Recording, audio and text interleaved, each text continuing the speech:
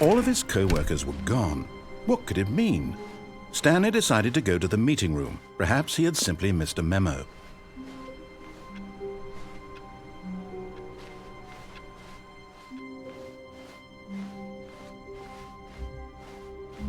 When Stanley came to a set of 2 open doors, he entered the door on his left. This was not the correct way to the meeting room, and Stanley knew it perfectly well. Perhaps he wanted to stop by the employee lounge first, just to admire it. Ah, yes, truly a room worth admiring. But eager to get back to business, Stanley took the first open door on his left. Stanley was so bad at following directions, it's incredible he wasn't fired years ago. Look, Stanley, I think perhaps we've gotten off on the wrong foot here. I'm not your enemy, really, I'm not. I realize that investing your trust in someone else can be difficult, but the fact is that the story has been about nothing but you all this time. There's someone you've been neglecting, Stanley. Someone you've forgotten about. Please, stop trying to make every decision by yourself. Now, I'm not asking for me, I'm asking for her. This is it, Stanley. Your chance to redeem yourself, to put your work aside, to let her back into your life. She's been waiting. That's her, Stanley. You need to be the one to do this, to reach out to her. If you can truly place your faith in another, then pick up the phone.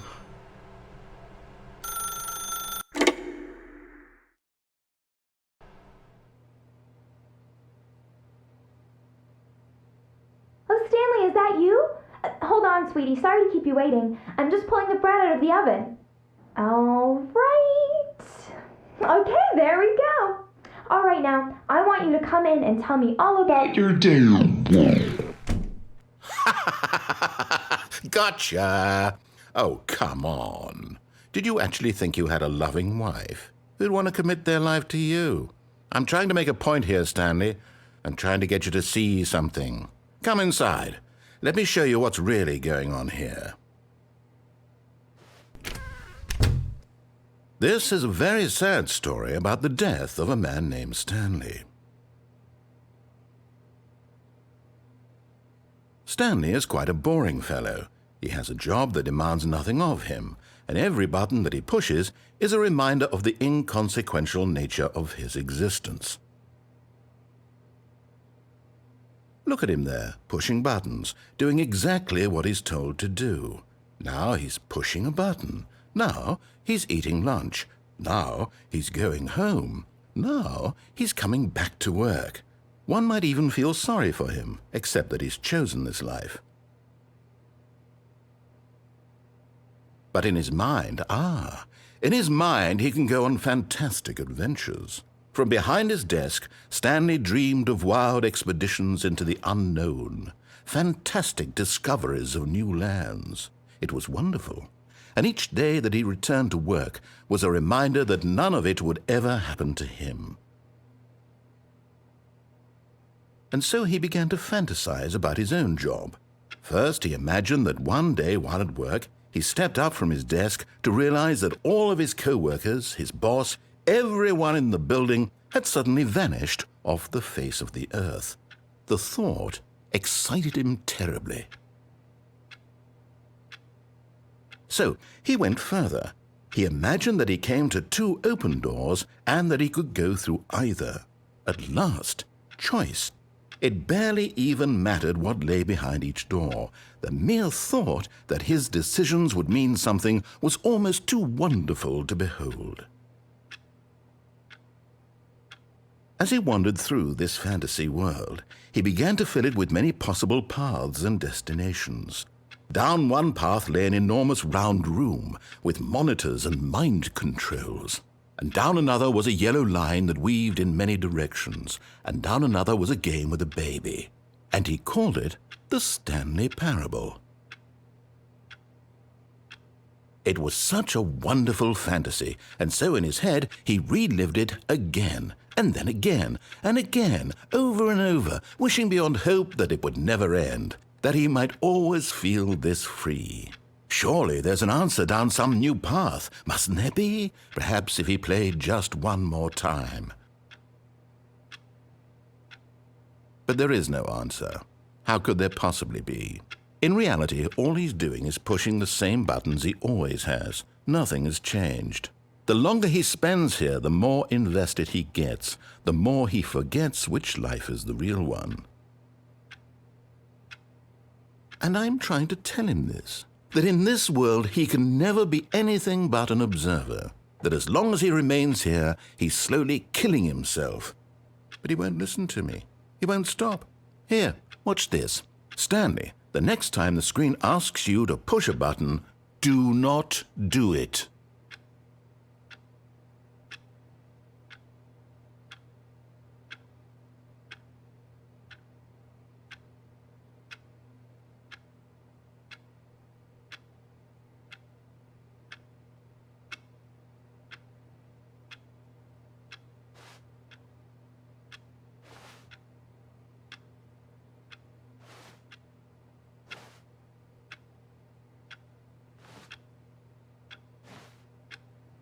You see? Can he just not hear me? How can I tell him in a way that he'll understand that every second he remains here, he's electing to kill himself? How can I get him to see what I see? How can I make him look at himself? I suppose I can't, not in the way I want him to. But I don't make the rules. I simply play to my intended purpose, the same as Stanley. We're not so different, I suppose. I'll try once more to convey all this to him. I'm compelled to. I must. Perhaps, well, maybe this time he'll see. Maybe this time. And I tried again, and Stanley pushed a button. And I tried again, and Stanley pushed a button. And I tried.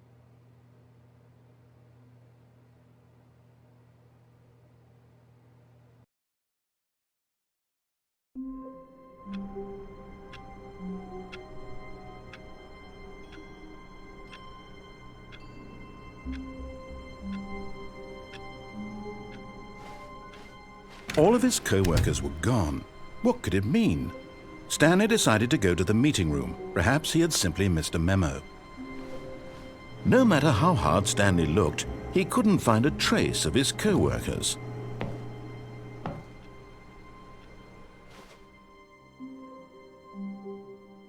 At first, Stanley assumed he'd broken the map, until he heard this narration and realized it was part of the game's design all along. He then praised the game for its insightful and witty commentary into the nature of video game structure and its examination of structural narrative tropes.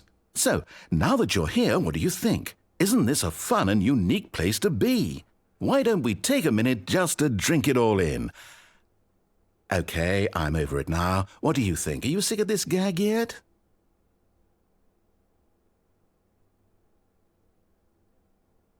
Well, I don't know how to say this politely, but you could literally just hit escape and restart the game any old time you want, like right now. You could have done it just then. Now would also be an appropriate time to quit. Any of these points and so many, many more, all of them are appropriate. I'm enjoying what seems to be an internal conflict going on where you are literally unable to act on your own desires to restart the game. So, just to push the envelope, I'm going to try and make this as miserable as possible and see how long you can maintain. There once was a man named Stanley, who people considered so manly. But the truth must be told, he was not very old and was quite particularly gangly. What Stanley liked most was buttons. He pushed them like some kind of glutton. He did it all day in a meaningful way, but his brain had long ceased to function. Which is why he is in this parable, and lives an existence quite terrible.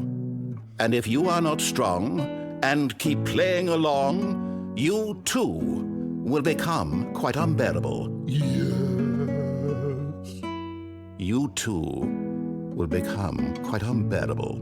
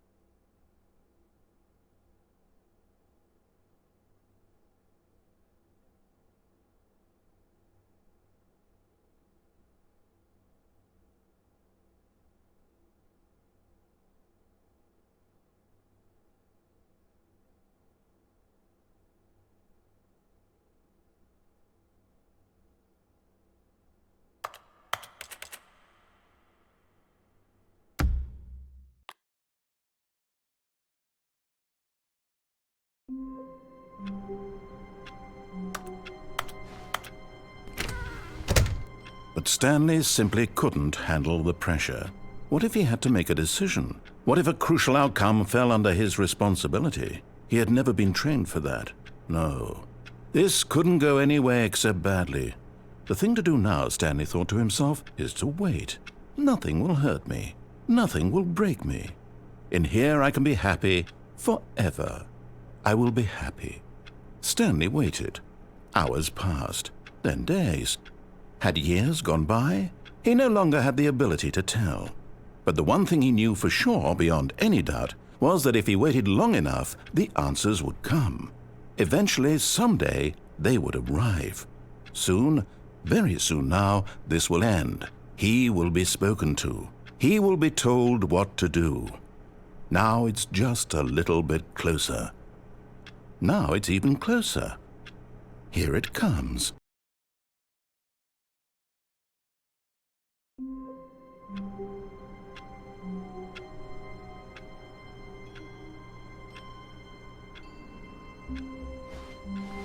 All of his co-workers were gone.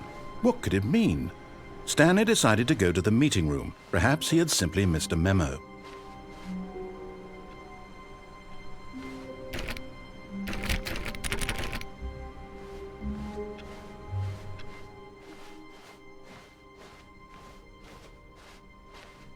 When Stanley came to a set of 2 open doors, he entered the door on his left. This was not the correct way to the meeting room, and Stanley knew it perfectly well. Perhaps he wanted to stop by the employee lounge first, just to admire it. Wow, yes, this room. But eager to get back to business, Stanley took the first open door on his left. Stanley was so bad at following directions, it's incredible he wasn't fired years ago. Look, Stanley, I think perhaps we've gotten off on the wrong foot here. I'm not your enemy, really, I'm not. I realize that investing your trust in someone else can be difficult, but the fact is that the story has been about nothing but you all this time. What? Really? I was in the middle of something. Do you have zero consideration for others? Are you that convinced that I want something bad to happen to you? Why, I don't know how to convince you of this, but I really do want to help you, to show you something beautiful. Look, let me prove it. Let me prove that I'm on your side. Give me a chance. Now listen carefully, this is important. Stanley walked through the red door. Aha, perhaps you misunderstood.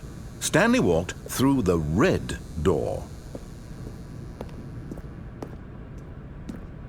I still don't think we're communicating properly.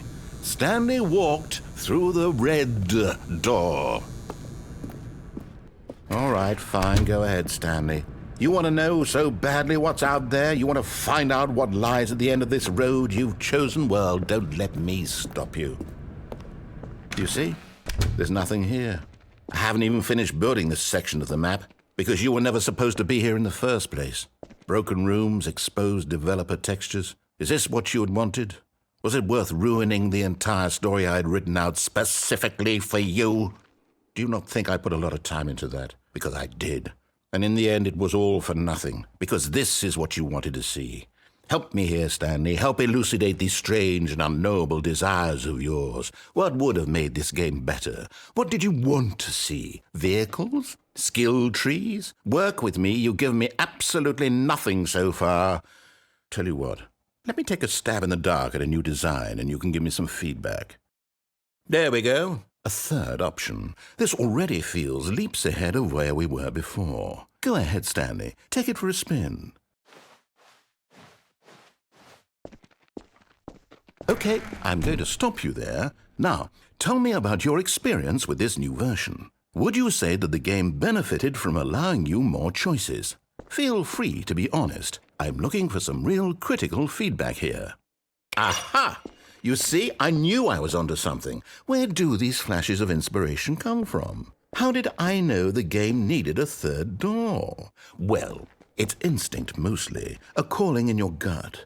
I really couldn't say where the idea came from, except that I felt it in my soul. You can't teach that, Stanley. Don't even try. Here, based on the data from your previous playthrough, I've compiled a new version. And to be perfectly candid, I think I've knocked it out of the park with this one. Let's take a look.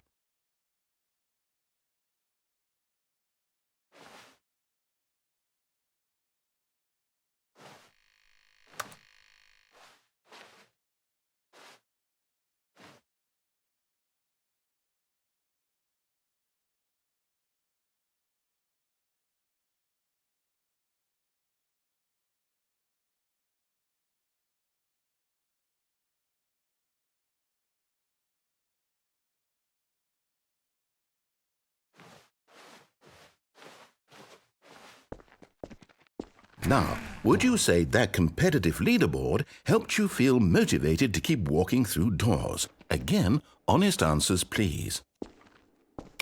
Hey, I nearly forgot. I've got a prototype of a new game I've been working on, and now would be a lovely opportunity to give it some playtesting. You wouldn't mind taking a look at it, would you?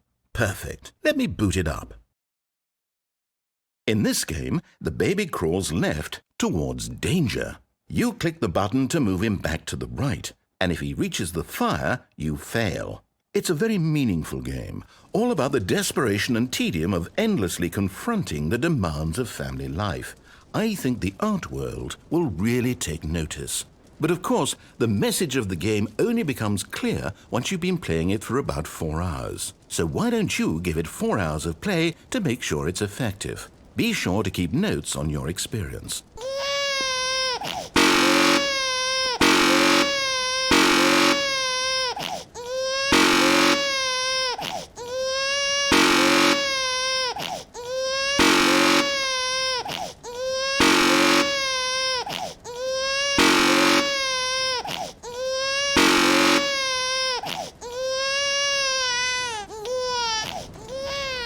You heartless bastard.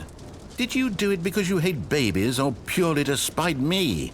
Because if it's the latter, well, I don't know what to do. I'm completely out of ideas. I can't think of a single thing that might improve the experience for me. I'm not even going to try. I'm out. I'm done. It's over. Thank you for playing. Your input was extremely valuable. Oh, hey, since my game was so awful, why don't we play someone else's game, just to ease the pain? Let's see. What do we have here? Yes, this seems like it'll work. Let's give it a shot. Aha! Fascinating. What do you think this game is about, Stanley? What's our backstory? What is our motivation? Well, it seems obvious to me that you are meant to play as a creepy man spying on innocent civilians below you from up high in your creep tower, perhaps for some sort of twisted erotic purpose. Yes, that must be it. What a fascinating venture into the experience of total mental depravity. So far, I love everything about this game, Stanley. And it seems there's even more. Come, let's venture outward and see what else is out there.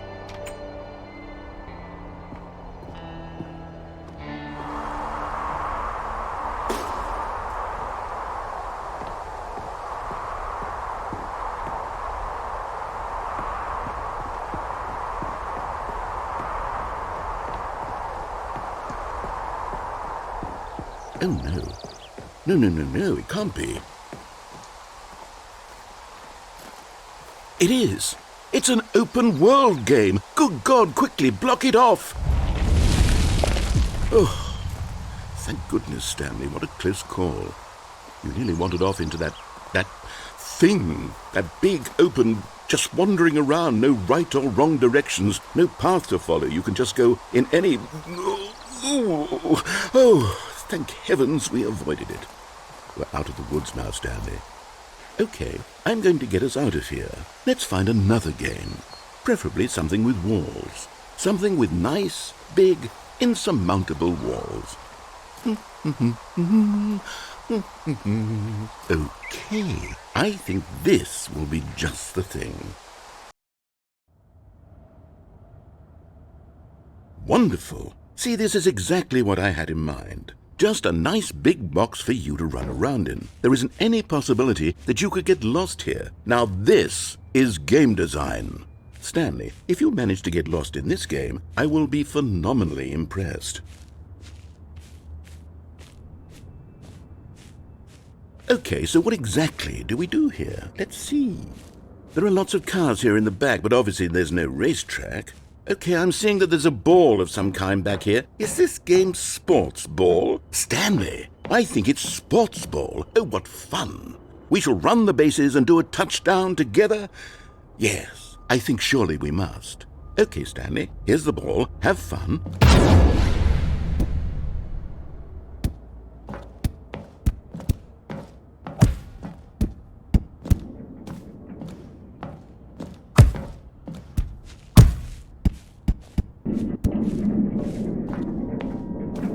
Are you doing it?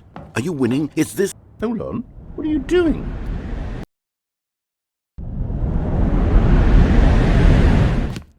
Stanley, don't do that. I can't follow you there. I can't help you. How will you write a story without me? You can't do it. You know that. Stanley, come back.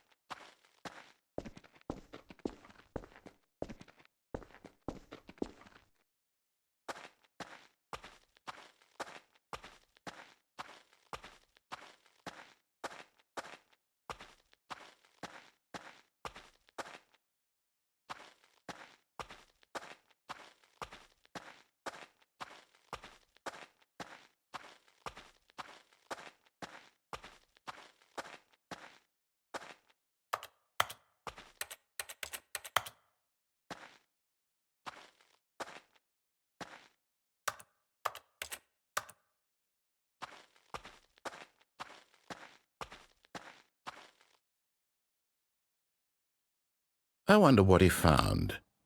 If what he wanted was to be the leading man in his own story, well, perhaps he's gotten it, down in wherever he is right now. I wonder if he's happy with his choice, and if he's learned the heavy cost that comes with it. He'll understand soon what I was trying to tell him. He needs me. Someone who will wrap everything up at the end, to make sense out of the chaos and the fear and the confusion. That's who I am. That is what I mean to this world. Oh, yes. Yes, I'll be back. There's no other way. Once this ends, after it all comes to a close, then I'll be back. The end will be here soon. Very soon. I can wait.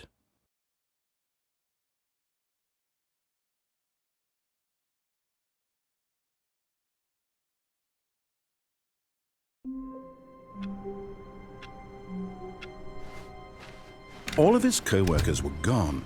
What could it mean? Stanley decided to go to the meeting room. Perhaps he had simply missed a memo.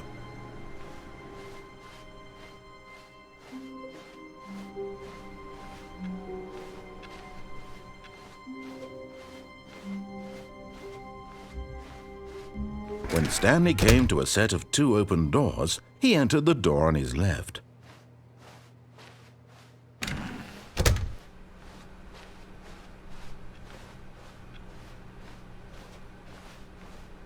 Yet there was not a single person here either. Feeling a wave of disbelief, Stanley decided to go up to his boss's office, hoping he might find an answer there.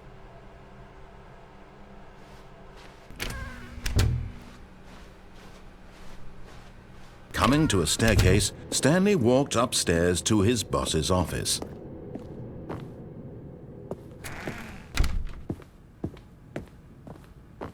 Stepping into his manager's office, Stanley was once again stunned to discover not an indication of any human life.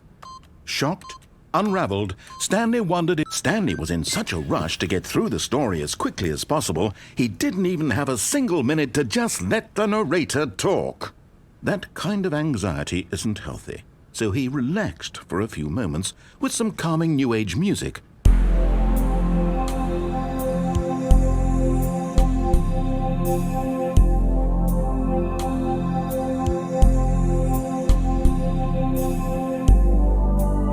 Feeling soothed and rejuvenated, Stanley calmly walked forward into the opened passageway.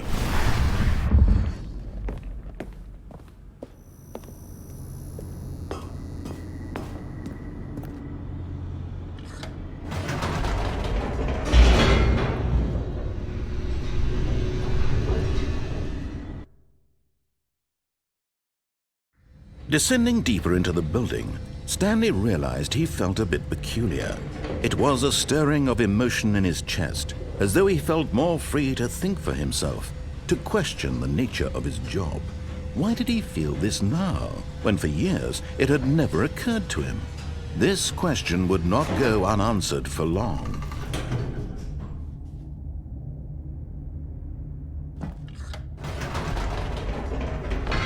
Whoops, nope, never mind.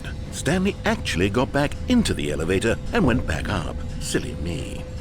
Why did Stanley do that when he knew that it would just lead back to his boss's office? Well, that's a great question. I just can't wait to find out.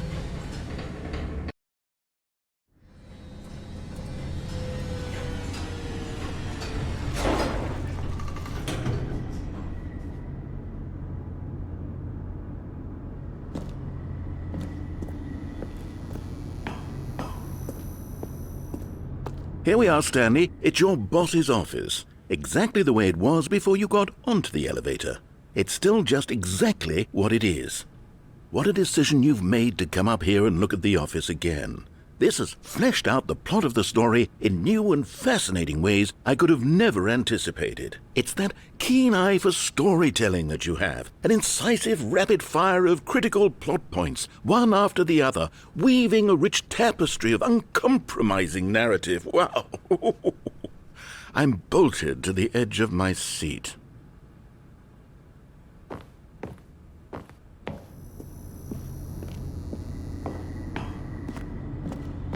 Incredible. Now he's getting back into the elevator and going down again. Ladies and gentlemen, How does he keep coming up with all of this?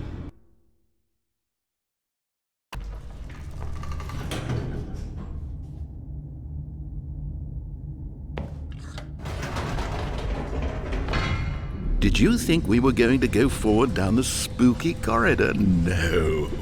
It's time once again to go back up in the elevator.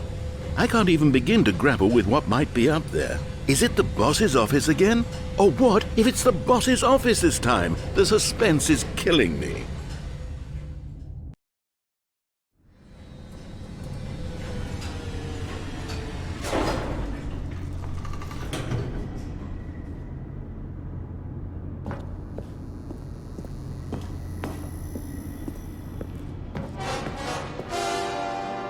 Oh my God, it's the boss's office. This absolutely changes everything for me. Give me a time out here for a minute while I process this.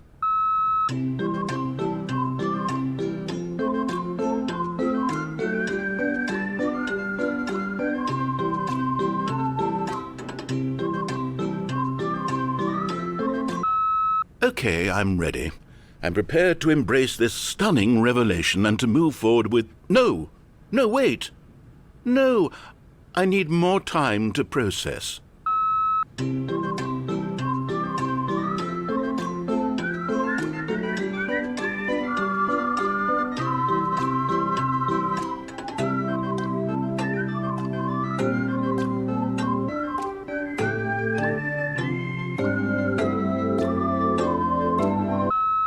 All right, I have fully come to terms with it. I have made space in my worldview for this astonishing new reality. As before, I turn to your expert eye for gripping narrative, Master Stanley.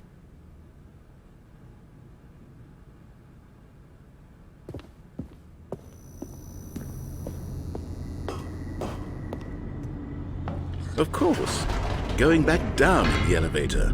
How did I not anticipate it? I mean, sure, now it's obvious, but you have to understand that 30 seconds ago, this kind of thing had never been attempted before. I had no frame of reference to even anticipate it. That's just how revelatory Stanley's decision-making is, a breath of fresh air in a landscape of storytelling that has grown stale and repetitive.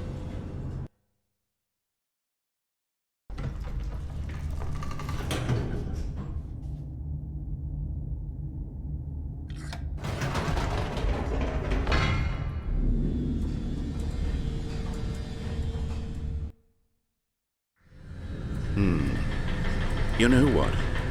I've just thought of something. Hold on, let's stop for a moment. Don't you realize?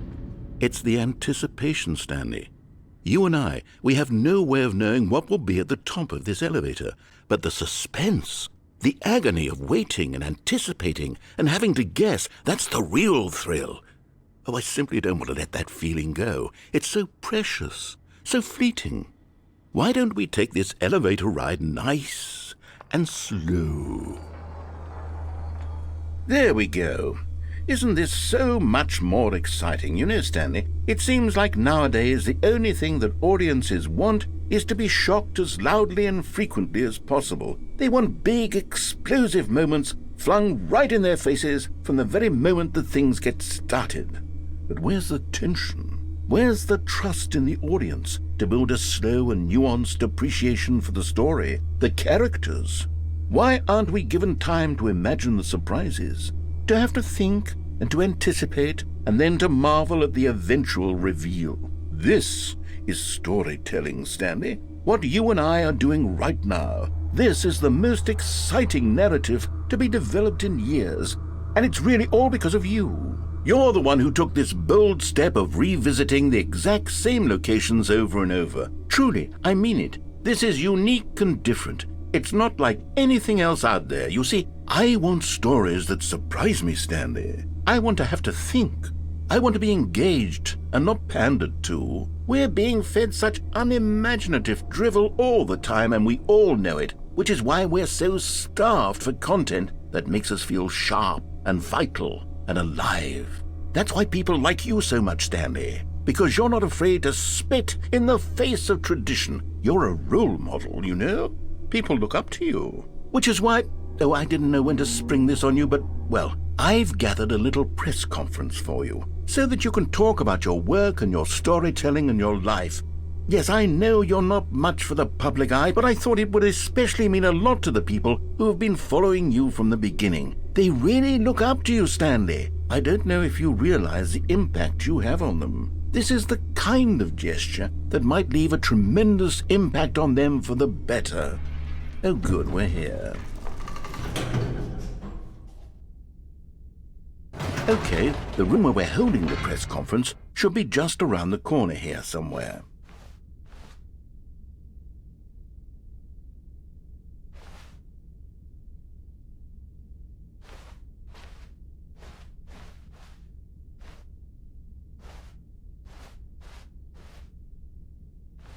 Ah, yes, here it is, just through this door.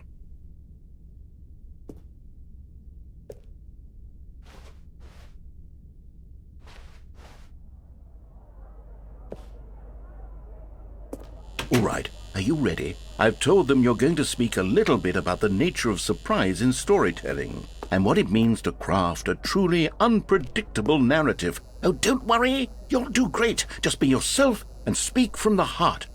I'm really proud of you, Stanley. Okay, it looks like they're ready for you. Go get 'em.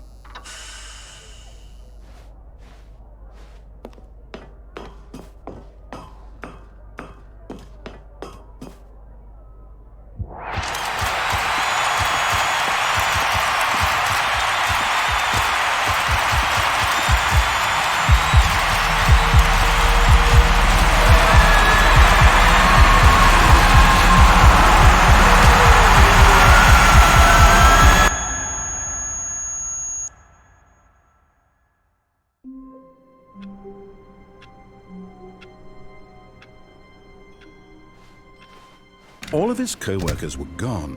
What could it mean? Stanley decided to go to the meeting room. Perhaps he had simply missed a memo.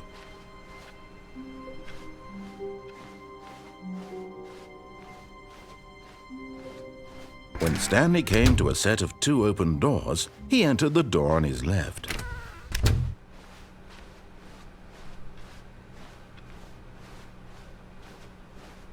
Yet there was not a single person here either. Feeling a wave of disbelief, Stanley decided to go up to his boss's office, hoping he might find an answer there. Coming to a staircase, Stanley walked upstairs to his boss's office.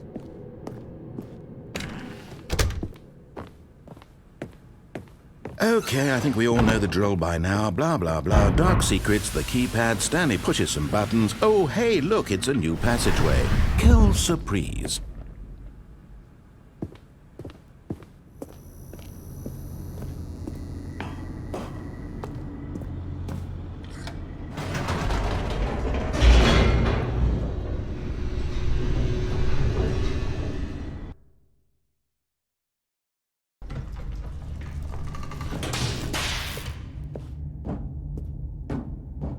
Stanley walked straight ahead through the large door that read Mind Control Facility.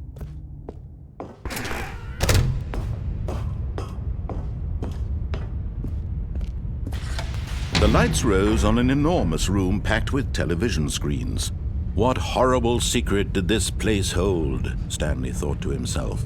Did he have the strength to find out?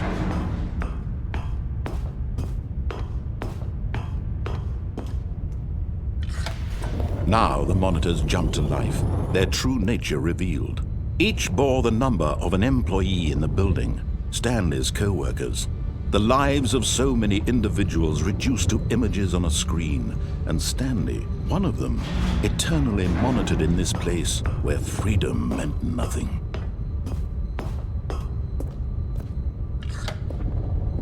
This mind control facility, it was too horrible to believe. It couldn't be true. Had Stanley really been under someone's control all this time? Was this the only reason he was happy with his boring job? That his emotions had been manipulated to accept it blindly? No, he refused to believe it. He couldn't accept it. His own life in someone else's control? Never! It was unthinkable, wasn't it? Was it even possible? Had he truly spent his entire life utterly blind to the world? But here was the proof, the heart of the operation. Controls labeled with emotions, happy or sad or content. Walking, eating, working, all of it monitored and commanded from this very place. And as the cold reality of his past began to sink in, Stanley decided that this machinery would never again exert its terrible power over another human life. For he would dismantle the controls once and for all.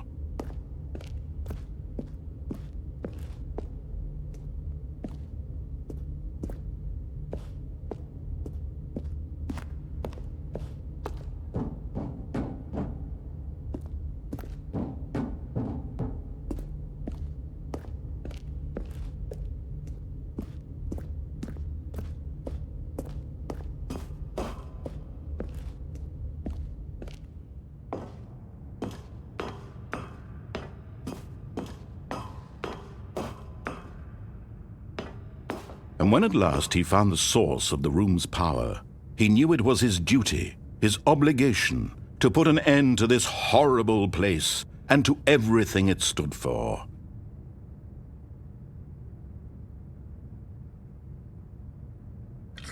Oh, Stanley, you didn't just activate the controls, did you?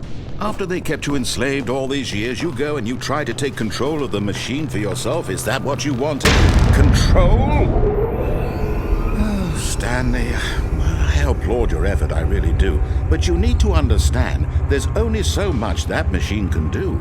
You were supposed to let it go, turn the controls off, and leave. If you want to throw my story off track, you're going to have to do much better than that. I'm afraid you don't have nearly the power you think you do. For example, and I believe you'll find this pertinent, Stanley suddenly realized he had just initiated the network's emergency detonation system.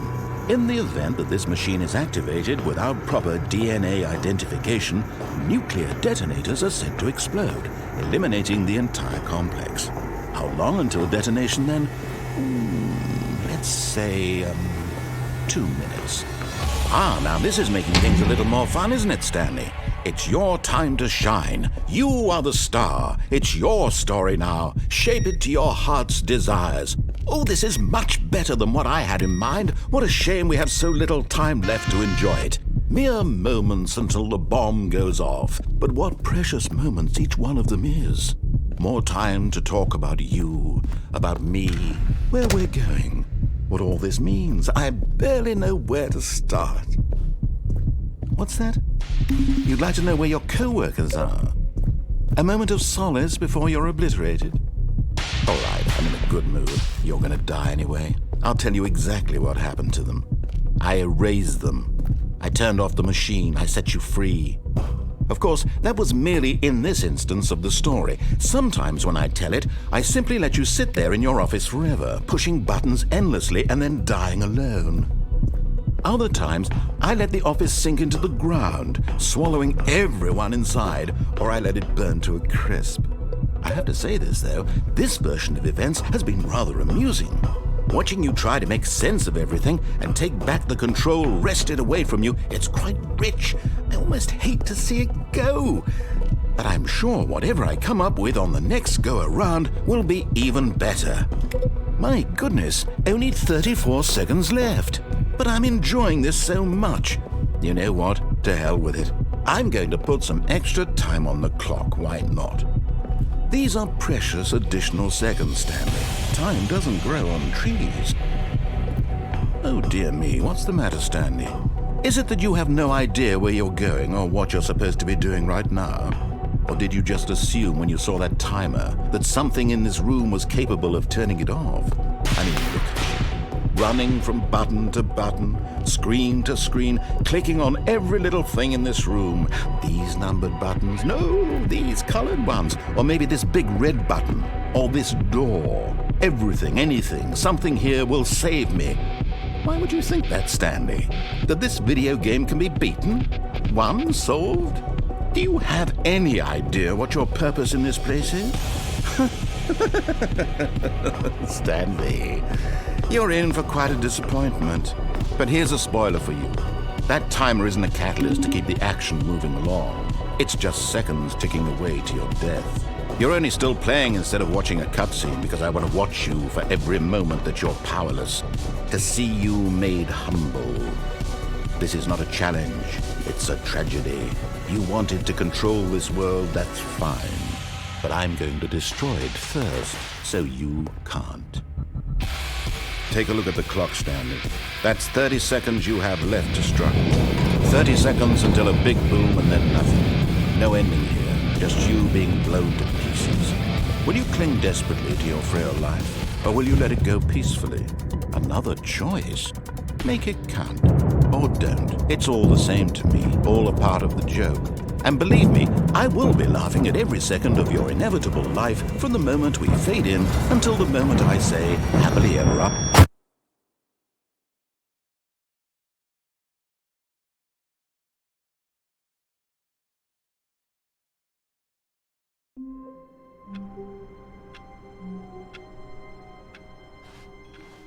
All of his co-workers were gone.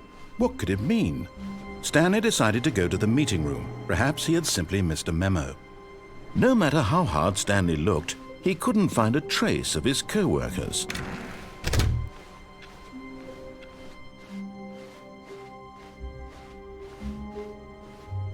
When Stanley came to a set of 2 open doors, he entered the door on his left.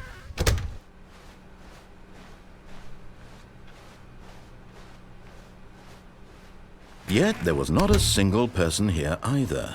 Feeling a wave of disbelief, Stanley decided to go up to his boss's office, hoping he might find an answer there.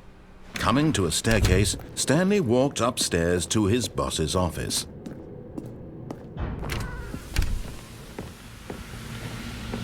Here's the door, just go.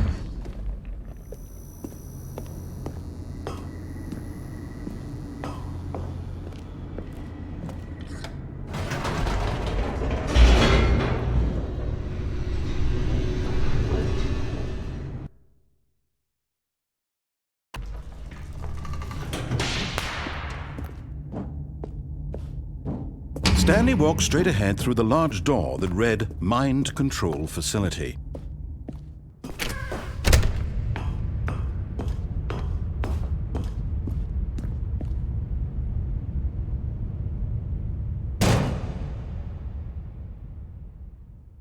Aha! You've made it to the bottom of the Mind Control Facility. Welcome! You see, back when the Stanley Parable first launched in 2013, getting to the bottom of the Mind Control Facility was a bug that we simply didn't catch during development. And you all sent us lots of photos of it on Twitter and acted very superior about it.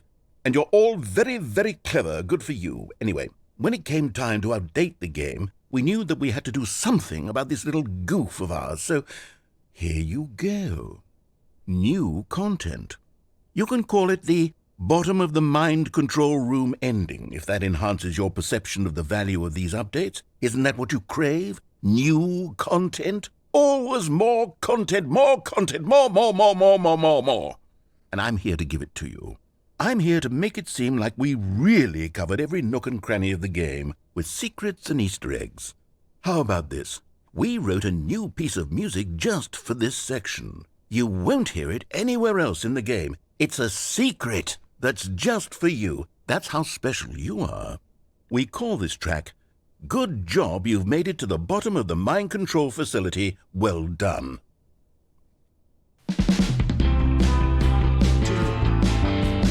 Good job, you did it. Good job.